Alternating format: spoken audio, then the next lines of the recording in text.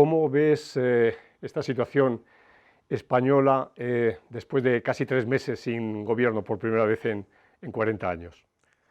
Bueno, se ha especulado mucho, ¿no?, sobre la excepcionalidad del momento, ¿no? Yo creo que está bien esos comentarios que han ido surgiendo diciendo que quizá nunca habíamos, digamos, entendido que en el fondo este es un régimen parlamentario, ¿no? O sea, en el fondo tantos años, ¿no?, desde el 77 con elecciones en las cuales siempre quedaba muy claro quién era, a pesar de que no llegase en la mayoría absoluta, quedaba muy claro cuál era el primer partido y tal, pues había un poco reducido toda la profundidad que en otros países se da mucho más habitualmente, que es todo el proceso de coaliciones, de organización, digamos, de consensos, de generación de dinámicas digamos, de compromiso, ¿no?, y por lo tanto de ajuste, ¿no?, entre programas, y nos ha hecho pensar, ¿no?, aquello que siempre explicábamos en las clases de instituciones o de ciencia política, de que los ciudadanos no eligen al que es presidente de gobierno, sino que eligen, digamos, un parlamento, y es el parlamento el que elige, ¿no?, el presidente de gobierno, ¿no? Entonces yo creo que eso ha sido una relativa sorpresa y evidentemente las matemáticas han configurado una situación especialmente complicada, ¿no? Este escenario era así en gran medida por el sistema electoral, ¿no? Sí, bueno, ya sabemos, ¿no?, que el sistema electoral, más o menos lo que sabemos es que a partir de 10 diputados para abajo, el sistema es muy poco, digamos, proporcional y tiende, digamos, a favorecer a las dos primeras fuerzas. Por lo tanto, en circunscripciones que son una gran mayoría, en las cuales, digamos, no se pasa de esos 10 diputados, los terceros y cuartos partidos tienen muchas dificultades para conseguir representación, ¿no? Y esto seguramente es uno de los elementos que ya viene de la transición, ¿no? Es decir, la Constitución marcaba entre 350 y 400, se escogió 350, la Constitución daba 2 diputados por provincia, lo cual ya dejaba solamente en 250 la distribución proporcional. Es decir, que todos esos elementos, ¿no?, acababan configurando la famosa explicación que siempre se da entre las diferencias de un voto, el valor de un voto en Madrid y el de Soria, ¿no?, que son Sí. los ejemplos tradicionales que se utilizan en este Y caso. luego también jugó el liderazgo, ¿no?, de González y de Aznar, ¿no?, que fueron liderazgos muy fuertes y que ayudaron de alguna manera a presidencializar el sistema. Bueno, pero también hemos de entender que el liderazgo fueron fuertes porque también los momentos en que se configuraron, ¿no?, les dieron esa fuerza, ¿no? El de González surgió a partir de la erosión, digamos, de las fuerzas y de los liderazgos que se configuraron en la transición, sobre todo el de Suárez, ¿no?, después del golpe de Estado, ¿no? Es decir, recordemos que, si no me acuerdo mal, ¿no?, las elecciones de octubre del 82 consiguió más de 200 diputados, ¿no?, Sí. que es la cifra más alta, ¿no?, y con un tanto por ciento de participación también que superaba ampliamente el 80%, ¿no? Por lo tanto, era un momento, digamos, de alguna manera de final, ¿no?, que se dijo en aquel momento, de final de la transición, ¿no? Y luego, en el caso de Aznar, veníamos de un largo proceso de deterioro, precisamente de ese liderazgo, ¿no? Con lo cual Aznar apareció, ¿no?, como, después de varios intentos, también como una nueva etapa, ¿no? Y yo creo que eso son situaciones de una cierta excepcionalidad, ¿no? Muchas veces se dice que deberíamos recuperar esos liderazgos fuertes, ¿no?, y se habla de Mitterrand y de Kohl y de González y en Cataluña de Pujol. Y yo siempre digo que me gustaría ver a esos líderes ahora, ¿no?, en la actual complejidad, trabajando en las actuales circunstancias, ¿no? Sí. ¿Y esta complejidad a qué se debe? ¿Es realmente efecto de la crisis económica o crees que hay otro tipo de elementos que la puedan explicar? Yo en eso soy muy, digamos, radical y siempre digo que no es una crisis económica, sino que es un cambio de época lo que estamos viviendo y, por lo tanto, me parece que si seguimos enfocando el tema en lógica de crisis, ¿no?, entonces siempre pensamos que lo que acontece ahora es algo episódico, coyuntural, que pasará al cabo de un tiempo y, por lo tanto, no tenemos por qué cambiar nuestras formas de hacer ni de pensar, ¿no? Aquello que decía Ulrich Beck, ¿no? Decía, muchas veces trabajamos con conceptos zombie, ¿no? Es decir, conceptos que son conceptos muertos, ¿no?, que servían para explicar lo que pasaba hace unos años, pero que ya no nos sirven ahora. Pero los seguimos utilizando porque es los que tenemos en la mochila, ¿no? Entonces, si insistimos en lo de la crisis, entonces da un poco esa idea de algo coyuntural, ¿no? Fíjate, por ejemplo, en los ejemplos marinos que a veces utilizan, ¿no? Rajoy dijo una vez, estamos a punto de cruzar el Cabo de Hornos.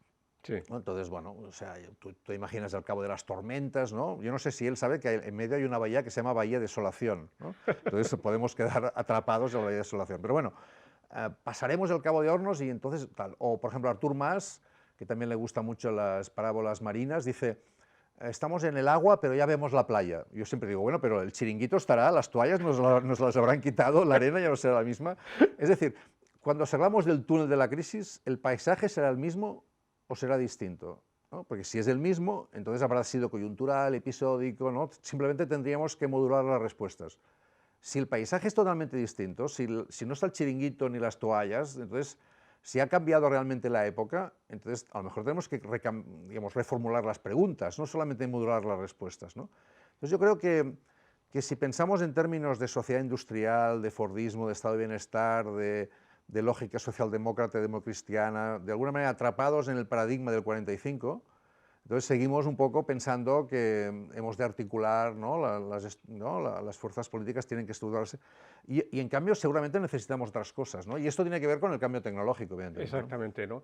Parece que las nuevas fuerzas políticas en España son las más hábiles para manejar el cambio tecnológico, el cambio en el terreno de la comunicación. Sí, yo siempre digo que el PSOE y el PP han tenido que contratar community managers, ¿no? Y Podemos es un partido de community managers, ¿no? O sea, es distinto hacer política con Internet que hacer política desde Internet, ¿no? Es decir, que el propio surgimiento, ¿no? En el 2014, si no me equivoco, ¿no? Enero del 2014, ¿no? Después de todo el proceso del 15M y tal, que llega a la conformación de las nuevas fuerzas emergentes, no solamente Podemos, pero también pues, en parte Compromís, Las Mareas, en Guanyem o En Comú en Barcelona, ahora Madrid en Madrid, lo que sería, digamos, incluso en cierta parte Ciudadanos, que también es un partido muy metido desde el principio en Internet, la Asamblea Nacional Catalana, en el caso del proceso en Cataluña, todas esas, digamos, situaciones, procesos, confluencias emergentes se explican difícilmente sin incorporar la dimensión tecnológica a este proceso. Ahora, esa dimensión que domina muy bien Podemos, la gente de Podemos y, como bien dices, de Ciudadanos, no excluye que esta gente, que estos grupos tengan que constituirse como partidos políticos, ¿no? Y ahí parece que están teniendo problemas. Sí, yo ahí también, o sea, tengo una sensación de que una vez un poco lo mismo, ¿no? Seguimos operando en una clave que es esa lógica de partido que es internamente muy consistente, muy sólido, que no tiene por qué mostrar en público sus flaquezas y sus contradicciones, ¿no? En Cataluña tenemos una expresión que es el partido calaixera, ¿no? Que sería el partido cómoda, ¿no? Antes, cuando la gente se trasladaba de una casa a la otra, pues lo más importante era la cómoda, ¿no? Entonces había una identidad, ¿no? Una posición ideológica que te servía para explicarlo todo, ¿no? Y en cambio ahora quizás estamos más en el partido IKEA, ¿no? Es una identidad más modular, ¿no? En la que se articulan distintas fórmulas. Por ejemplo, la gente no tiene por qué, o sea, esa idea de que las personas tienen que tener una sola identidad y un solo compromiso político, cuando yo he visto, por ejemplo, en el caso de lo que tengo más cerca en Barcelona, en Cataluña, que es Guanyem o Barcelona en Comú, donde la gente sin ningún problema es de procés constituent de Podemos y Barcelona en Comú al mismo tiempo, luego milita un cierto tiempo, luego queda latente, vuelve a operar, y no hay y eso forma parte también de ese cambio tecnológico, es decir, la latencia, la multipertenencia, la idea de fork, ¿no? De dividirse, de volverse a juntar por proyectos, es algo que forma parte de las dinámicas actuales fuera de la política y que cuando esas personas se meten en política incorporan también esos elementos. Pero entonces tanto la prensa como las instituciones les piden una coherencia un poco a la antigua, digamos, ¿no? Claro, porque lo interesante es que la sociedad ha cambiado, pero las instituciones siguen siendo las mismas, ¿no? El Congreso sigue funcionando como funcionaba hace 45 años. Sí, podríamos hacer un titular de prensa que sería Nueva economía, nueva sociedad y vieja política, ¿no? Quedaría muy bien, ¿no? Pero quiero decir que es probable, ¿no? que sea cierto, ¿no? Es decir, yo siempre digo que el 15M en Barcelona, por ejemplo, todo el mundo se acuerda de la Plaza Cataluña, como en la Puerta del Sol en Madrid y tal, pero el 14M hubo una manifestación en Madrid, ahí en Barcelona, con 40.000 personas, mucho más importante en cuanto numéricamente de la que hubo el día siguiente, que era domingo, el 15M, pero nadie se acuerda de aquella manifestación porque era una manifestación que podía haber sido el 14M de ese año, del anterior, o sea, eran partidos políticos, sindicatos, organizados, con pancartas, con banderas, con servicios de orden. O sea, nadie le dio importancia, era una manifestación más. ¿Por qué era importante el 15M? Porque de golpe los formatos habían cambiado, la gente no llevaba pancartas, llevaba pancartitas, decía cosas como democracia me gustas pero te veo un poco ausente, cosas extrañas, ¿no? Que formaban parte de otra manera de entender la política, ¿no? Y yo creo que eso también, digamos, forma parte del nuevo escenario, ¿no? De acomodación aún. Y entonces el Congreso tiene sus ritos, sus formas institucionales de hacer, y cuesta, ¿no? No solamente en España, en todas partes, acomodar, ¿no? Esa situación exterior e interior, ¿no? Es decir, cuando oías hablar el otro día a Rajoy en la investidura de Pedro Sánchez, ¿no? Y hablaba de cosas, parecía castelar, ¿no? O sea, para mucha gente joven aquello le debía sonar a un lenguaje como arcaico, y en cambio era un buen parlamentario, era un discurso de un buen parlamentario, pero un parlamentario más del 19 y del 20 que del 21 probablemente, ¿no? Sí, y tú también además crees que los tiempos, ¿no?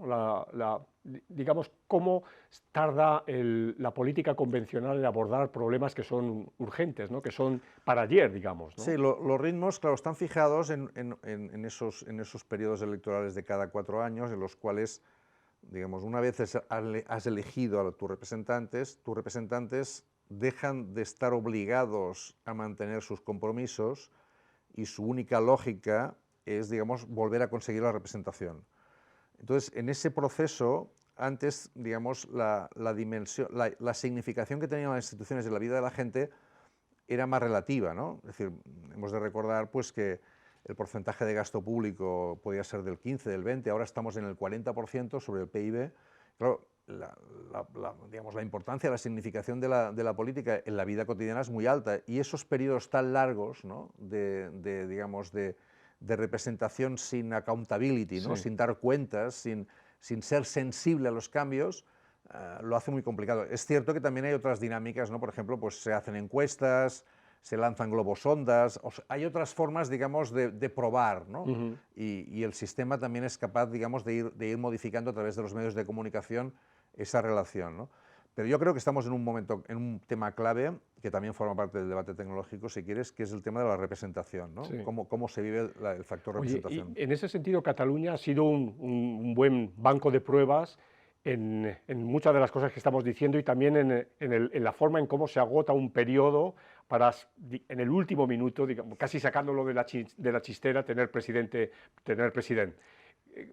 ¿Cómo ves si esto se puede transferir a la situación española? Sí, no, hay algunos que dijeron en Cataluña que Cataluña es el spoiler de la situación en España, ¿no? O sea, que antecede lo que luego acabará pasando, ¿no? Puede ser que, ¿cuál es el día? El 2 de mayo, ¿no? Que me parece que se acaba el plazo, ¿no? El 2 de mayo podría ser que en el último momento pues hubiera una negociación, ¿no? Y que el sacrificado fuera Rajoy, como lo fue Mas, claro. Y que hubiera una posibilidad de que antes de abordar unas elecciones que todo el mundo ve con una cierta suspicacia, porque nadie sabe muy bien, ¿no? Y esto las encuestas van por ahí, ¿no? De decir cómo será el panorama después del 26 de junio, ¿no? Es decir, cómo quedarán las cosas, quedarán igual, peor, yo cómo quedaré en la foto, ¿no? Ante esa incerteza que fue determinante en el caso de Cataluña, porque, digamos, Junts pel Sí tenía clarísimo que no iba a repetir los buenos resultados del 26 de septiembre. Y entonces, ante la certeza de que aquello iba a ser mucho peor si iban a las elecciones, más ahora ya se hizo un paso al lado, ahora en Cataluña ya decimos hacer un más, ¿no? Que es hacer un paso al lado, ¿no? A lo mejor Rajoy hará un más, ¿no? y hará un paso al lado, y entonces esto provocaría una posibilidad, digamos, de nueva... Ahora, o sea, Mas pidió la cabeza de la CUP antes de hacer el paso al lado. ¿Qué pedirá Rajoy, ¿no? Antes de hacer esto? Es decir, ¿cuál sería el proceso de negociación que se plantearía? ¿Sería un gobierno técnico? ¿Sería pedir que se sacrifique Pedro Sánchez? O sea, ¿cuál sería? Y ahí es ahí donde algunos especulan sobre las posibilidades que puede tener incluso Rivera, ¿no? De aparecer como bueno, aquello que pasa, ¿no? Que cuando dos, digamos, en conflicto, el tercero puede aparecer como una alternativa, ¿no? ¿Y tú como catalán, cómo verías a Rivera de presidente de gobierno de España?